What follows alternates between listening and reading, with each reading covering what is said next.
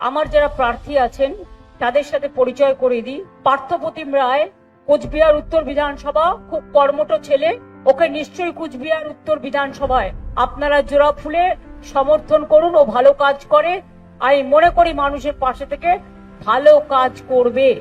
শাবলু বর্মন, মাথাভাঙা বিধানসভা, কালকে ওর হয়ে আমি মিটিং করে এসেছি, ওকেও তাই। শৈলেন বর্মা, নাটাবাড়ি বিধানসভা, আপনারা সবাই সমর্থন করুন জোড়া ফুল চিহ্নে সবাইকে।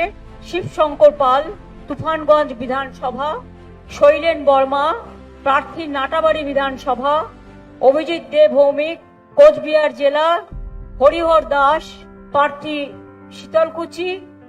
আমি সবাইকে বলবো, সব ভাইদের, আমার ভাই বোনেরা মিলে জোড়া ফুল চিহ্নে ভোট দিয়ে এই বিজেপির সর্বনাশার রাজনীতি, ভোট কাটার রাজনীতি, মা বোনেদের উপর অত্যাচার, সংখ্যালঘু তপশিলি নমশূদ্র, একেবারে রাজবংশী থেকে শুরু করে, কামতাপুরী থেকে শুরু করে, আদিবাসী থেকে শুরু করে সব মানুষের উপর যে অত্যাচার, সেই অত্যাচারের বদলা নিন এবং ভোট বাক্সে বিজেপিকে বদলা নিতে গিয়ে গণতন্ত্রের একটি ভোটও দেবেন না।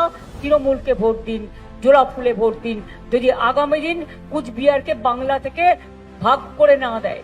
সেই জন্য মাথায় রাখবেন, আপনার অধিকার রক্ষা করার জন্য।